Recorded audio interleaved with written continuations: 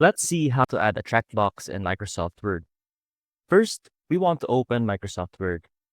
And then, to add a checkbox, we want to enable developer options. Now, by default, developer options are not displayed in the tabs here. So what we can do is go over to the File tab, click on Options, and then click on Customize Ribbon. Scroll down, click on Developer, and that should open up and show Developer tab here. And then once we click on that, we can click this checkbox right here, the checkbox content control, and then that will open up a checkbox for us.